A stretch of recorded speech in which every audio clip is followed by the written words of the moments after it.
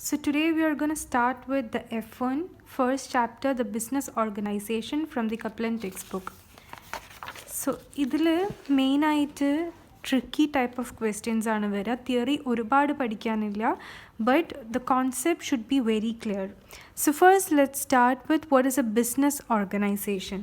എന്താണ് ഒരു business organisation? Organisation എന്ന് പറഞ്ഞിട്ടുണ്ടെങ്കിൽ they are social arrangements. So ഇതിലെ കീ ടേംസ് എന്ന് പറയുന്നത് മൂന്നെണ്ണമാണ്: social arrangements, controlled performance and collective goals. So social arrangements എന്ന് പറഞ്ഞിട്ടുണ്ടെങ്കിൽ ഒരുപാട് ആൾക്കാർ കൂടിച്ചേർന്നിട്ട് ഒരു ആക്ടിവിറ്റി നടത്തുകയാണ്. അവിടെ ഒരു സോഷ്യൽ ഗ്യാതറിംഗ് ഉണ്ട്, അല്ലെങ്കിൽ ഒരു സോഷ്യൽ അറേഞ്ച്മെൻ്റ് ഉണ്ട്. കൺട്രോൾഡ് പെർഫോമൻസ് എന്ന് പറയുമ്പം നമ്മൾ തെറ്റുകളൊന്നും ചെയ്യാണ്ട് വളരെ എഫിഷ്യൻ്റായിട്ടും എഫക്റ്റീവായിട്ടും ആ ആക്ടിവിറ്റി നടത്തുന്നതിനെയാണ് കൺട്രോൾഡ് പെർഫോമൻസ് എന്ന് പറയുന്നത്. കളക്റ്റീവ് ഗോൾസ് എന്ന് പറഞ്ഞു കഴിഞ്ഞാൽ ഓരോ ബിസിനസ്സിനും ഓരോ ഓർഗനൈസേഷനും ഒരു ഗോൾ ഉണ്ടാവും. ഇപ്പോൾ ഒരു ഫുട്ബോൾ ടീമിനാണെങ്കിൽ മാക്സിമം ഗോൾസ് കളക്ട് ചെയ്യുക എന്നുള്ളതാണ് അവരുടെ ടാർഗറ്റ് അല്ലെങ്കിൽ അവരുടെ എയിം. അപ്പോൾ ഓരോ ഓർഗനൈസേഷനും ഒരു ഗോൾ ഉണ്ടാവും. അത് ആസ് എ ടീം വർക്ക് ചെയ്ത് അച്ചീവ് ചെയ്യുക എന്നുള്ളതാണ് ഒരു ഓർഗനൈസേഷൻ്റെ എയിം എന്ന് പറയുന്നത്. So according to Buchanan and Huzainski, organizations are social arrangements for the controlled performance of collective goals. So ഇതിലത്തെ മൂന്ന് key aspect എന്ന് പറഞ്ഞാൽ collective goals, social arrangement and controlled performance. ഇനി നമുക്ക് let's go to illustration 1. Football ടീമിൻ്റെ ഒരു illustration ആണ്. A football team can be described as an organization because it has a number of players who have come together to play a game. ഒരുപാട് number of players ഉണ്ട്, ഒരു game കളിക്കാൻ വേണ്ടിയിട്ട് അവർ ഒരുമിച്ച് വന്നിരിക്കുകയാണ്. ദാറ്റ് മീൻസ് അവിടെ ഒരു സോഷ്യൽ അറേഞ്ച്മെൻ്റ് ആണ് ഉണ്ടായിട്ടുള്ളത്. The team has an objective ഉണ്ടെങ്കിൽ അതെന്താണ്? ഒരു കളക്റ്റീവ് ഗോളാണ്. Okay, to do their job properly എന്ന് വെച്ചിട്ടുണ്ടെങ്കിൽ കൺട്രോൾഡ് പെർഫോമൻസ്, എഫിഷ്യൻ്റായിട്ട് എഫക്റ്റീവായിട്ട് അവരുടെ ജോബ് ചെയ്യുക എന്നുള്ളതാണ്. ഇനി test your understanding 1. Which of the following would be considered to be an organization according to the definition produced by Buchanan and Huzainski? So ഓർഗനൈസേഷനും business ഓർഗനൈസേഷനും തമ്മിൽ ഒരുപാട് ഡിഫറൻസ് ഉണ്ട്. ഓർഗനൈസേഷൻ എന്ന് പറയുന്ന സമയത്ത് നമ്മളെ വീട്ടിൽ ഫാമിലി മെമ്പേഴ്സ് എല്ലാവരും കൂടി ഒരു ബർത്ത്ഡേ പാർട്ടി നടത്തുകയാണ്. ഓക്കെ, അപ്പോൾ അവിടെ നമ്മളുടെ എയിം എന്ന് പറയുന്നത് ആ ബർത്ത്ഡേ പാർട്ടി എഫക്റ്റീവായി എഫിഷ്യൻ്റായിട്ട് നടത്തുക. അവിടെ ഒരു ഓർഗനൈസേഷൻ ഉണ്ട്. പക്ഷെ ബിസിനസ് ഓർഗനൈസേഷൻ എന്ന് പറഞ്ഞിട്ടുണ്ടെങ്കിൽ അത് മിയർലി പ്രോഫിറ്റ് മേക്കിങ്ങിന് വേണ്ടിയിട്ടാണ്. ബിസിനസ് നടത്തുന്നത് എന്തിനാണ്? പ്രോഫിറ്റ് ഏൺ ചെയ്യാൻ. അപ്പോൾ ബിസിനസ് ഓർഗനൈസേഷനും തമ്മിൽ ഡിഫറൻസ് ഉണ്ട്. അപ്പോൾ ഇവിടെ ചോദിക്കുന്നത് ഓർഗനൈസേഷൻ പെർസ്പെക്റ്റീവിൽ ഇതിലേതൊക്കെയാണ് കൺസിഡർ ചെയ്യുക എന്നുള്ളതാണ്. സോൾ ട്രേഡ് നമുക്ക് ഒരിക്കലും കൺസിഡർ ചെയ്യാൻ പറ്റില്ല. കാരണം സോൾ ട്രേഡ് എന്ന് പറഞ്ഞിട്ടുണ്ടെങ്കിൽ ഇറ്റ്സ് എ സിംഗിൾ പേഴ്സൺ. പക്ഷേ നമ്മളുടെ ഇവിടെ ഓർഗനൈസേഷന് വേണ്ടത് ഒരുപാട് ആൾക്കാർ വേണം. സോ സോൾ ട്രേഡ് നമുക്ക് കാണാൻ പറ്റില്ല. Tennis club, yes, tennis club കാണാൻ പറ്റും, because it has more people. Hospital, അതും ഒരു കളക്റ്റീവ് ഗോളിന് വേണ്ടിയിട്ട് ഒരുപാട് ആൾക്കാർ ചേർന്ന് നടത്തുന്നതാണ്. So option 2 and 3 which will be C. ഇനി why do we need organisation? എന്തിനാണ് നമുക്ക് ഓർഗനൈസേഷൻ ആവശ്യമുള്ളത്? So share skills and knowledge എന്ന് വെച്ചിട്ടുണ്ടെങ്കിൽ നമ്മളിപ്പോൾ ഒരാളായിട്ടാണ് നമ്മളുടെ ഒരു ഓർഗനൈസേഷൻ നടത്തുന്നതെങ്കിൽ നമ്മൾക്ക് ലിമിറ്റഡ് സ്കിൽസും ലിമിറ്റഡ് നോളേജുമാണ് ഉണ്ടാവുക. ഒരുപാട് ആൾക്കാർ വരുന്ന സമയത്ത് ഒരുപാട് ആൾക്കാരുടെ നോളേജും പിന്നെ സ്കിൽസും ആ ഒരു പെർട്ടിക്കുലർ ഓർഗനൈസേഷനിൽ ഉണ്ടാവും. So share skills and knowledge. First point, സ്പെഷ്യലൈസിങ്. ഇപ്പോൾ ഒരാൾക്ക് എല്ലാ ആസ്പെക്റ്റിലും എല്ലാ ടാസ്കിലും ഏറ്റവും നന്നായിട്ട് പെർഫോം ചെയ്യണം എന്നുണ്ടാവില്ല. അപ്പോൾ ഞാനൊരു വീഡിയോ എടുക്കുകയാണെങ്കിൽ എനിക്കിപ്പം ഒരു വീഡിയോ എടുക്കുന്ന സമയത്ത് അതിലത്തെ എല്ലാ ആക്ടിവിറ്റീസ്, ഇപ്പം ഞാൻ ഏറ്റവും നന്നായിട്ട് ചെയ്യുന്ന ജോബ് ടീച്ചിങ് ആയിരിക്കാം. വീഡിയോ എഡിറ്റിംഗ് ഞാൻ അത്ര അടിപൊളിയായിട്ട് ചെയ്യുന്ന ഒരാളായിരിക്കില്ല. അപ്പോൾ ഞാൻ എഡിറ്റിങ്ങിന് വേറൊരാളെ, സ്പെഷ്യലൈസ് ആയിട്ടുള്ള ഒരാളെ ഏൽപ്പിക്കുകയാണെങ്കിൽ എനിക്ക് ടീച്ചിങ് നന്നായിട്ട് ചെയ്യാൻ പറ്റും, എഡിറ്റിംഗ് വേറൊരാൾക്ക് നല്ല രീതിയിൽ ചെയ്യാൻ പറ്റും. അപ്പോൾ ഓരോ ആൾക്കാർക്കും സ്പെഷ്യലൈസ്ഡ് ജോബ്സ് ഡിവൈഡ് ചെയ്ത് കൊടുക്കുന്നതിനെയാണ് സ്പെഷ്യലൈസിങ് എന്ന് പറയുന്നത്. Okay, that means individual workers can concentrate on a limited type of activity. Then third point is pool resources എന്ന് വെച്ച് കഴിഞ്ഞാൽ ഇപ്പം എൻ്റെ അടുത്ത് 2 ലക്ഷം രൂപ, എൻ്റെ അടുത്ത് 2 lakh rupees ആണുള്ളതെങ്കിൽ ഞാൻ ഒരാളെയും കൂടി കൂട്ടുകയാണെങ്കിൽ എനിക്ക് ഒരു എക്സ്ട്രാ, അവരടുത്തും 2 lakh ഉണ്ടെങ്കിൽ 4 lakh എമൗണ്ട് ഓഫ് ഫണ്ട് എനിക്ക് എൻ്റെ ഓർഗനൈസേഷന് വേണ്ടിയിട്ട് കിട്ടും. അപ്പം അതായത് എത്രയോ ആൾക്കാരെ നമ്മൾ ഇൻക്രീസ് ചെയ്യുന്നോ അതിനനുസരിച്ച് നമുക്ക് മണി ഉണ്ടാവും, ടൈം ഓൾസോ നമുക്ക് സേവ് ചെയ്യാൻ പറ്റും, ബിക്കോസ് ഓരോ ആൾക്കാരും ഓരോ ടാസ്ക്കാണ് ചെയ്യുന്നത്. This results in synergy where organisations can achieve more than the individuals could on their own. ഒരു ഇൻഡിവിജ്വലിന് അച്ചീവ് ചെയ്യാൻ പറ്റുന്നതിനെക്കാട്ടിയും കൂടുതൽ നമ്മളൊരു ഓർഗനൈസേഷനിലായിട്ട് ഒരുപാട് ആൾക്കാരായിട്ട് പെർഫോം ചെയ്യുമ്പോൾ നമുക്ക് അച്ചീവ് ചെയ്യാൻ പറ്റും. Now let's move on to test your understanding 2. Jared is organizing a social event. Which of the following would be benefits of him forming a committee to manage the planning process and the event itself? So നമുക്ക് options നോക്കാം. It would help to overcome his limitation. കറക്റ്റാണ്, ഇവിടെ പറയുന്നത് Jared ഒരു social event നടത്തുന്നുണ്ട്. അപ്പം ഇതിൽ ഏതൊക്കെ കാര്യങ്ങളാണ് ഒരു ഓർഗനൈസേഷനായിട്ട് നടത്തുന്ന സമയത്ത് ബെനിഫിഷ്യൽ ആവുക എന്നുള്ളതാണ്. It would help to overcome his limitations. It is true. Okay, വേറെ പീപ്പിൾ ഉണ്ടാകുമ്പോൾ ഡിഫറെൻറ്റ് സ്കിൽസ് കൊണ്ടുവരാൻ പറ്റും, അതാണ് share skills and knowledge. It would save time. Yes, നമ്മൾ പറഞ്ഞു പൂൾ റിസോഴ്സസ്, ഇവിടുത്തെ റിസോഴ്സ് എന്ന് പറയുന്നത് മണി ആൻഡ് ടൈമാണ്, ടൈം സേവ് ചെയ്യാൻ പറ്റും. It would help to satisfy Jared social need. Social need എന്ന് പറഞ്ഞിട്ടുണ്ടെങ്കിൽ ഇവിടെ ഒരാൾക്ക് ഒരു സപ്പോർട്ട്, ഒരാളും കൂടി നമ്മളുടെ ഓർഗനൈസേഷനിലുണ്ടെങ്കിൽ അവരുടെ ഒരു സപ്പോർട്ടും ഗൈഡൻസും കിട്ടും എന്നാണ് സോഷ്യൽ നീഡ് വെച്ചിട്ട് മീൻ ചെയ്യുന്നത്. So it would help to satisfy Jared social need. It is correct. All members of the committee would have to be skilled in all aspects of managing the social event. അതായത് എല്ലാ മെമ്പേഴ്സും, all members, കമ്മിറ്റിയിലുള്ള എല്ലാ മെമ്പേഴ്സും എല്ലാ ആസ്പെക്റ്റിലും എല്ലാ ഭാഗത്തും skilled ആയിരിക്കണം എന്നാണ് പറയുന്നത്. അത് ജസ്റ്റ് ഓപ്പോസിറ്റാണ്, നമ്മളുടെ സ്പെഷ്യലൈസ് ടേമിൻ്റെ ഓപ്പോസിറ്റാണ് പറയുന്നത്. സ്പെഷ്യലൈസിങ്ങിൽ എന്താ പറയുന്നത് എന്ന് വെച്ചിട്ടുണ്ടെങ്കിൽ എല്ലാവരും എല്ലാ ആക്ടിവിറ്റീസിൽ ഗുഡ് ആയിട്ട് പെർഫോം ചെയ്യണം എന്നില്ല എന്നാണ് പറയുന്നത്. സോ അത് റോങ് ആണ്. So answer would be 1, 2, 3 which is A. ഇനി നമ്മൾ നോക്കാൻ പോകുന്നത് ഡിഫറെൻറ്റ് ടൈപ്പ് ഓഫ് ഓർഗനൈസേഷൻസ് ആണ്. ഈ ടേം നോക്കേണ്ട ആവശ്യമില്ല. Okay, now commercial organisations. Commercial എന്ന് പറയുമ്പോൾ തന്നെ നമുക്കറിയാം അത് പ്രോഫിറ്റ് മേക്കിങ്ങിന് വേണ്ടിയിട്ടാണ്. Commercial or profit seeking organisation see their main objective as maximising the wealth of their owners. അവരുടെ ഓണേഴ്സിൻ്റെ വെൽത്ത് മാക്സിമൈസ് ചെയ്യുക എന്നുള്ളതാണ് കമേഴ്ഷ്യൽ ഓർഗനൈസേഷൻസിൻ്റെ എയിം എന്ന് പറയുന്നത്. സോ കമേഴ്ഷ്യൽ ഓർഗനൈസേഷൻസിൽ മെയിനായിട്ട് ഉള്ളത് 3 ടൈപ്പ് ഓഫ് ഓർഗനൈസേഷൻസ് ആണ്, അല്ലെങ്കിൽ കമ്പനീസാണ്. സോൾ ട്രേഡേഴ്സ് എന്ന് പറഞ്ഞിട്ടുണ്ടെങ്കിൽ ഓർഗനൈസേഷൻ, ഇത് ഞാൻ ഡീറ്റെയിൽഡ് ആയിട്ട് പറയുന്നില്ല ബിക്കോസ് നമ്മൾ 12th പഠിച്ചിട്ടുള്ള കാര്യമാണ്. സോൾ ട്രേഡേഴ്സ് എന്ന് പറഞ്ഞു കഴിഞ്ഞാൽ organisation owned and run by 1 person. ഒരാളാണ് ആ കമ്പനി ഓൺ ചെയ്യുന്നതും റൺ ചെയ്യുന്നതും. അതുകൊണ്ട് തന്നെ അവരുടെ ലയബിലിറ്റി അൺലിമിറ്റഡ് ആയിരിക്കും. ബിക്കോസ് എന്താണ്, ഇപ്പോൾ എന്തെങ്കിലും ഒരു കടങ്ങൾ വന്നു, ഡെപ്റ്റ് വന്നിട്ടുണ്ടെങ്കിൽ സ്വന്തം പോക്കറ്റിൽ നിന്ന് പൈസ എടുത്തിട്ട് നമ്മൾ ആ ഡെപ്റ്റ് പേ ചെയ്യണം. പാർട്ട്ണർഷിപ്പ് എന്ന് പറയുന്ന സമയത്ത് 2 അതിൽ കൂടുതലോ ആൾക്കാർ, 2 or more people കമ്പൈൻ ചെയ്ത് നടത്തുന്ന, ഓൺ ചെയ്ത് കമ്പൈൻ ചെയ്ത് നടത്തുന്ന ഓർഗനൈസേഷനാണ് നമ്മൾ പാർട്ട്ണർഷിപ്പ് എന്ന് പറയുന്നത്. പാർട്ട്ണർഷിപ്പ് ബേസിക്കലി നമ്മളൊരു ഡോക്യുമെൻ്റ്, ഒരു പേപ്പർ ഉണ്ടാവും, അതിൽ ടേംസ് ആൻഡ് കണ്ടീഷൻസ് എഴുതിയിട്ടുണ്ടാവും. ആ ടേംസ് ആൻഡ് കണ്ടീഷൻസിനനുസരിച്ചിട്ടാണ് നമ്മളുടെ കമ്പനി മുന്നോട്ട് പോവുക. ഇവിടെയും സോൾ ട്രേഡറിനെ പോലെ തന്നെ അൺലിമിറ്റഡ് ലയബിലിറ്റിയാണ്. കാരണം നമുക്ക് എന്തെങ്കിലും ഒരു ഡെപ്റ്റ് വന്നിട്ടുണ്ടെങ്കിൽ നമ്മൾ സ്വന്തം പോക്കറ്റിൽ നിന്ന് പൈസ എടുത്ത് കൊടുക്കണം. പിന്നെ സോൾ ട്രേഡറിന് ഉള്ള വേറൊരു സ്പെഷ്യാലിറ്റി എന്ന് പറയുന്നത്, സ്പെഷ്യാലിറ്റി ഓർ ഡിസഡ്വാൻറ്റേജ് എന്ന് നമുക്ക് പറയാം, ബിസിനസ്സിൽ നിന്നും ലീഗലി സെപ്പറേറ്റ് അല്ല. അതായത് നമ്മുടെ അക്കൗണ്ട്സിലൊരു ടേം ഉണ്ട്, എപ്പോഴും നമ്മൾ ബിസിനസ്സിനെയും പേഴ്സണിനെയും വേറെ വേറെ കാണണം. 2 separate എൻറ്റിറ്റി എന്നാണ് നമ്മൾ പറയുക ബിസിനസ് എൻറ്റിറ്റി കൺസെപ്റ്റ് പ്രകാരം. ഇവിടെ സോൾ ട്രേഡർ, ബിസിനസ്സും ഈ സോൾ ട്രേഡറും ലീഗലി സെപ്പറേറ്റ് അല്ല. പാർട്ട്ണർഷിപ്പിലും അങ്ങനെ തന്നെയാണ്. പിന്നുള്ളത് ലിമിറ്റഡ് ലയബിലിറ്റി കമ്പനീസാണ്. ലിമിറ്റഡ് ലയബിലിറ്റി കമ്പനീസിൽ സെപ്പറേറ്റ് ലീഗൽ ഐഡൻറ്റിറ്റി ഉണ്ടാവും. ഓക്കെ, അതാണ് ലിമിറ്റഡ് ലയബിലിറ്റി കമ്പനീസിൻ്റെ സ്പെഷ്യാലിറ്റി. അതിൽ ഷെയർ ഹോൾഡേഴ്സ് ആണ് ഓണേഴ്സ് ആയിട്ടുണ്ടാവും. അതായത് ഒരുപാട് ഓണേഴ്സ് ഉണ്ടാവും. ഷെയർ അനുസരിച്ചിട്ടാണ് നമ്മൾ ഓണേഴ്സിനെ ഡിസൈഡ് ചെയ്യുന്നത്. ഇനി അതിൽ തന്നെ ലിമിറ്റഡ് ലയബിലിറ്റി കമ്പനീസിൽ പ്രൈവറ്റ് ലിമിറ്റഡും ഉണ്ട്, പബ്ലിക് ലിമിറ്റഡും ഉണ്ട്.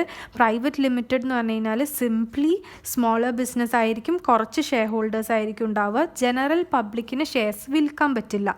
പബ്ലിക് ലിമിറ്റഡ് കമ്പനീസ് എന്ന് പറഞ്ഞിട്ടുണ്ടെങ്കിൽ ലാർജർ ബിസിനസ് ആയിരിക്കും, ജനറൽ പബ്ലിക്കിന് വിൽക്കാൻ പറ്റും. That means millions of different share holders ഉണ്ടാവും. ലൈക്ക് റിലയൻസ്, ടാറ്റ, അങ്ങനത്തെ ഒക്കെ പബ്ലിക് ലിമിറ്റഡ് കമ്പനീസ് ആണ്.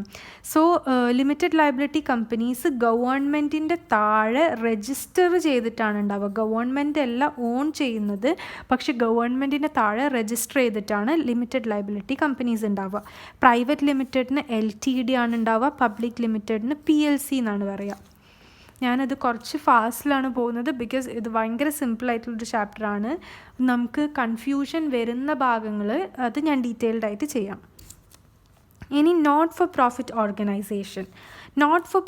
ഓർഗനൈസേഷൻ എന്ന് പറഞ്ഞിട്ടുണ്ടെങ്കിൽ അവർ പ്രോഫിറ്റബിലിറ്റി അവരുടെ മെയിൻ ഒബ്ജക്റ്റീവായിട്ട് കാണില്ല. അവരുടെ മെയിൻ ഒബ്ജക്റ്റീവ് എന്ന് പറഞ്ഞാൽ ആ മെമ്പേഴ്സിന് ബെനിഫിറ്റ് ചെയ്യുക, ആ പെർട്ടിക്കുലർ സെക്ടറിലുള്ള സൊസൈറ്റിയിലെ മെമ്പേഴ്സിൻ്റെ ബെനിഫിറ്റിന് വേണ്ടിയിട്ടാണ് നോട്ട് ഫോർ പ്രോഫിറ്റ് ഓർഗനൈസേഷൻസ് ഉണ്ടാക്കുന്നത്. സോ അത് NFP എന്നും പറയും, NPO എന്നും പറയും. സോ ചില ഓർഗനൈസേഷൻസ് ആണ് NFPs ആണ്, അല്ലെങ്കിൽ നോട്ട് ഫോർ പ്രോഫിറ്റ് ഓർഗനൈസേഷൻ ആണ്. Government department and agencies, schools, hospital. ഇനി ഇവിടെയാണ് മെയിൻ ഡിഫറൻസ്. എല്ലാവരും തെറ്റിക്കുന്ന ഒരു കാര്യം ക്വസ്റ്റ്യൻസ് വന്നിട്ടുണ്ടെങ്കിൽ, സാധാരണ നമ്മൾ ഇന്ത്യയിൽ സ്കൂൾസും ഹോസ്പിറ്റൽസും എന്താണ് പറയുന്നത്, പ്രോഫിറ്റ് ഓർഗനൈസേഷൻ ആയിട്ട് കണക്കാക്കും. കാരണം നമുക്കതിൽ നിന്ന് പ്രൈവറ്റായിട്ട് സ്കൂൾസും ഹോസ്പിറ്റൽസും റൺ ചെയ്യുന്നുണ്ട്, നമുക്ക് പ്രോഫിറ്റ് അതിൽ നിന്ന് കിട്ടാം. അപ്പം നമ്മൾ പ്രോഫിറ്റ് സീക്കിങ്ങിന് വേണ്ടിയിട്ടല്ലേ സ്കൂളും ഹോസ്പിറ്റലും നടത്തുന്നതെന്ന് ചോദിക്കുന്നവരുണ്ട്. പക്ഷേ ഇവിടെ നമ്മൾ ACCA UK പെർസ്പെക്റ്റീവിലാണ് നമ്മൾ എപ്പോഴും നോക്കേണ്ടത്. സോ ഫോറിൻ കൺട്രീസിൽ, ബിക്കോസ് ACCA UK കോഴ്സാണ്, അപ്പം ഫോറിൻ കൺട്രീസിൽ സ്കൂൾസ് ആൻഡ് ഹോസ്പിറ്റൽസ് റൺ ചെയ്യുന്നത് ഗവൺമെൻറ് ആണ്. അവർ പ്രോഫിറ്റ് സീക്കിംഗ് അല്ല അവരുടെ മെയിൻ ഒബ്ജക്റ്റീവ് എന്ന് പറയുന്നത്. പിന്നെ ചാരിറ്റീസ്, ക്ലബ്സ്, ഇത്രയുമാണ് നോട്ട് ഫോർ പ്രോഫിറ്റ് ഓർഗനൈസേഷനിൽ വരുന്നത്.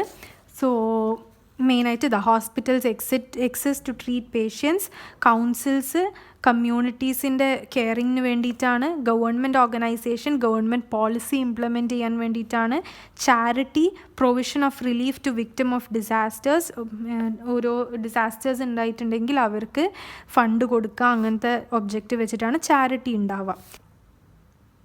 ഇനിയുള്ളതെന്ന് പറഞ്ഞാൽ public versus private sector organisation. നേരത്തെ നമ്മളൊരു പബ്ലിക് പ്രൈവറ്റ് പഠിച്ചു, അത് കമ്പനീസാണ്. ഓക്കെ, അത് കമ്പനീസാണ്, എപ്പോഴും അത് മൈൻഡിൽ വെക്കുക. ഇവിടെ പറയുന്നത് ഓർഗനൈസേഷൻസ് ആണ്. സോ പബ്ലിക് സെക്ടർ ഓർഗനൈസേഷൻ എന്ന് പറയുന്നത് ഗവൺമെൻറ് ആണ് കൺട്രോൾ ചെയ്യുന്നതും ഓൺ ചെയ്യുന്നതും. മറ്റേത് ഗവൺമെൻറ്റിൻ്റെ താഴെ രജിസ്റ്റർ ചെയ്തു എന്നേ ഉള്ളൂ. ഇവിടെ completely owned and controlled by government ആണ്.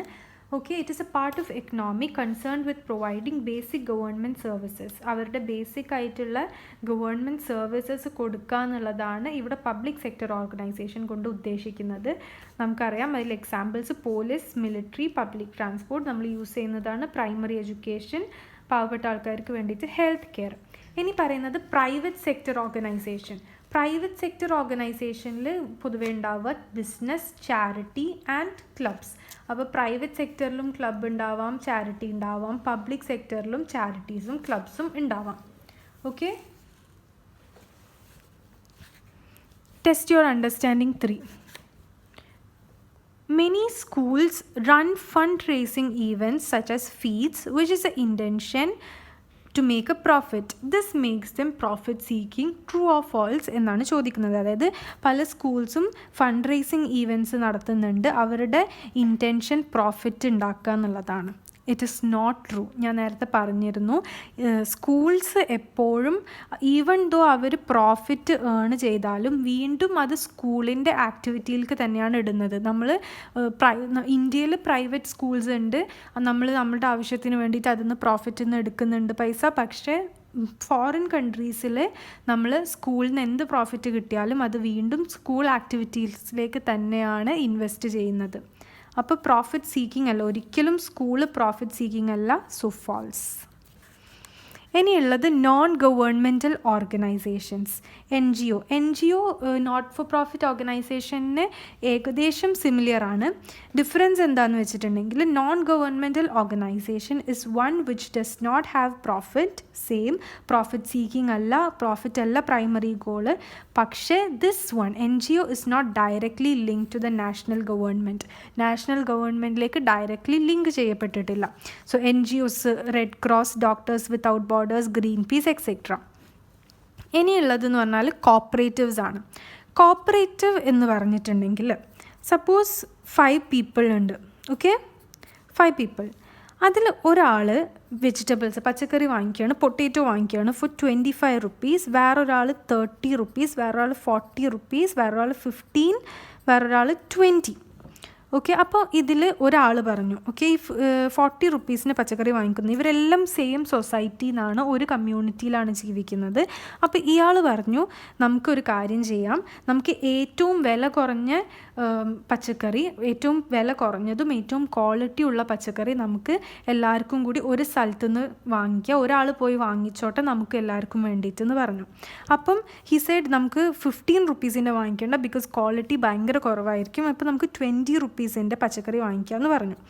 അപ്പം ഇവിടെ എന്താണെന്ന് വെച്ചിട്ടുണ്ടെങ്കിൽ 5 പേരുടെ, അതായത് ബാക്കി 4 പേരുടെ ഓർഡേഴ്സ് ഇവർ കൊടുക്കുകയാണ്. അതായത് ബൾക്കിൽ ഓർഡേഴ്സ് കൊടുക്കുമ്പം ഈ നല്ല ക്വാളിറ്റി ഉള്ള പച്ചക്കറി തന്നെ കുറഞ്ഞ പൈസക്ക് 15 rupeesന് തന്നെ അവർക്ക് കിട്ടും. ഇതാണ് കോപ്പറേറ്റീവ്. അതായത് they are owned and democratically controlled by their members. അവരുടെ മെമ്പേഴ്സ് തന്നെയാണ് ഇതിനെ ഓൺ ചെയ്യുന്നതും കൺട്രോൾ ചെയ്യുന്നതും. Who buy their goods or services buy ചെയ്യും. അവിടെ ഒരു പ്രോഫിറ്റ് ഉണ്ടാക്കുക അങ്ങനത്തെ എയിമൊന്നുമില്ല. അവരുടെ മെമ്പേഴ്സിൻ്റെ, ഓണേഴ്സിൻ്റെ സ്വന്തം നീഡ്സ് നിറവേറ്റാൻ വേണ്ടിയിട്ടാണ് ഇവിടുത്തെ ആൾക്കാർ വർക്ക് ചെയ്യുന്നത്. അതാണ് കോപ്പറേറ്റീവ് എന്ന് പറയുന്നത്.